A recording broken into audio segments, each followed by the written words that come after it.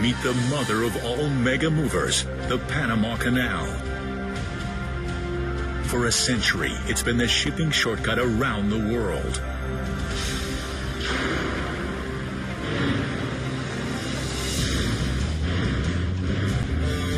But now this 19th century marvel is struggling to keep up with 21st century demand.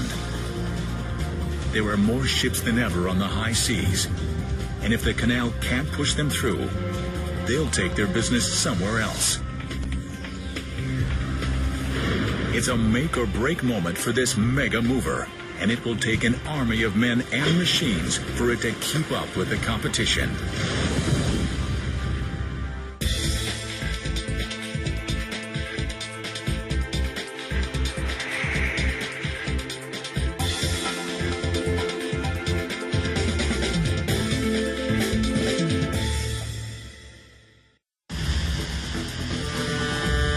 Ships the size of skyscrapers, hauling massive loads and facing tight deadlines. They're jam-packed in one of the world's busiest waterways, the Panama Canal. Nearly 200 million tons of goods, from food to electronics to fuel, cross this narrow waterway each year. Sliced through Central America, the canal links the Atlantic and Pacific Oceans. Instead of a 4-week trek around South America, vessels cut across in 10 hours. But that's not all. This engineering marvel does something unbelievable. It lifts ships 85 feet up and over a mountain range. The man-made passage is one massive mega mover, powered by an ingenious lock system and a team of mighty machines.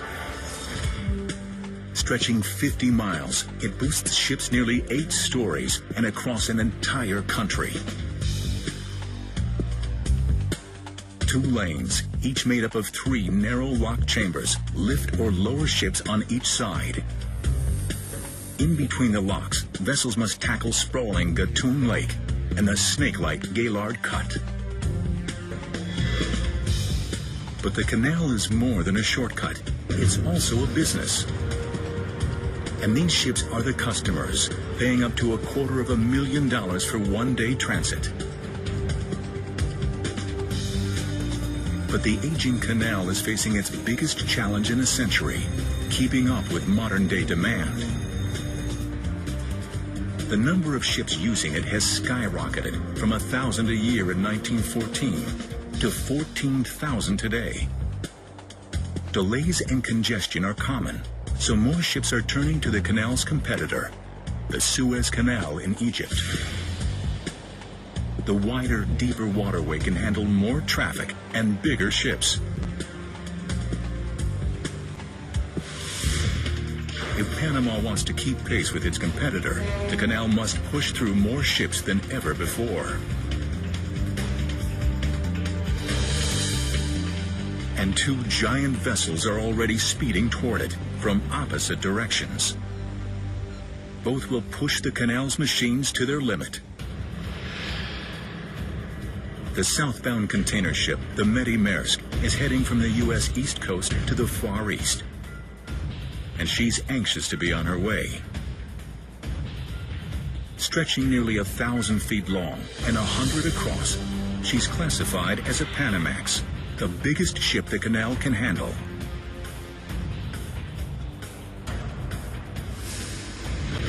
On the canal's opposite end, a towering car carrier named the Kentucky Highway is closing in on the Pacific locks. The northbound ship is delivering vehicles from Japan to the southern United States. But the ship's staggering 10-story height makes her incredibly hard to control. If she runs into trouble, the traffic could back up for miles. As if that weren't enough, the canal is up against another challenge, one it hasn't faced here in 15 years. At sunset, crews must replace a 4-story, 400-ton gate at the Atlantic locks. This is a job for the floating crane, Titan. But to install the gate, Titan will block the entire lane, cutting traffic flow in half.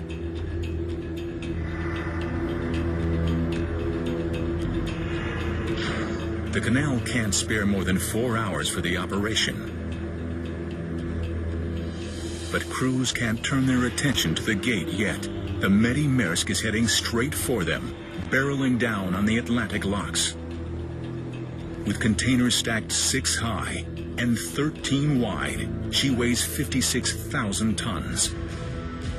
She's a backbreaker, even for the canal's champion powerlifter, the triple locks.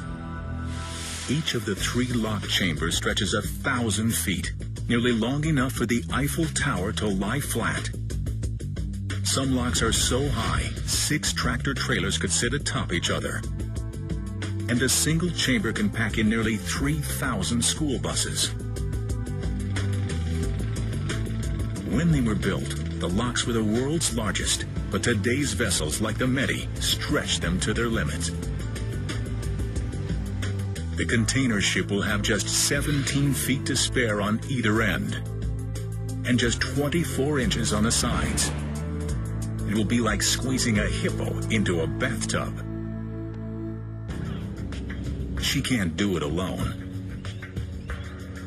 She would risk hitting the lock walls and crumpling her hull, or slamming into the gates, causing costly damage. The canal must call in a team of men and machines to position the Medi perfectly.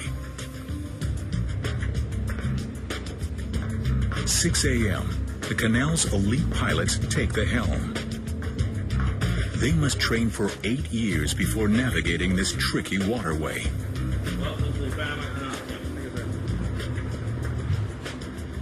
Captain Eric Christensen has successfully steered this container ship 10,000 miles from Hong Kong. But even the most experienced captain must relinquish control here. Okay, Roger. The Medi is too big for just one pilot. She needs 3. Stationed on the wing, bridge, and bow, the pilots can't take their eyes off any part of her, even for a second. Raoul Foyer is the bow pilot. We're trying to drive steel ships into concrete boxes. Inherently, that's dangerous right there. Time to rein her in. 2 rowers attach the ship to the approach wall. The canal needs raw strength to pull the Medi in. Meet the mighty mules.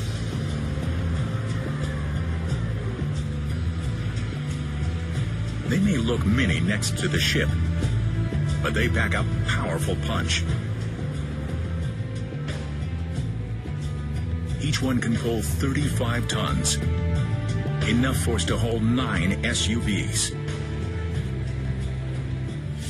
But at 56,000 tons, the Medi's so heavy, 8 mules strain to pull her forward, without smashing the sides. There are inches to spare.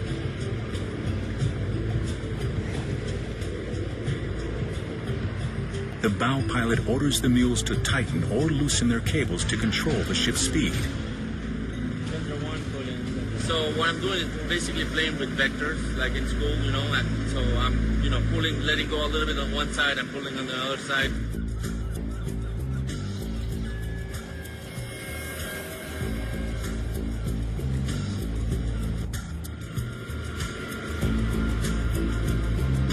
Finally, she's in. Time for the locks to show their strength. Down below, the lock floor erupts. 100 valves blast open, and water explodes. 26 million gallons shoot from the upper lock to the lower one without pumps. Gravity creates this awesome force. Pretty amazing considering this system is 100 years old. one more boost, and the Medi clears the first hurdle.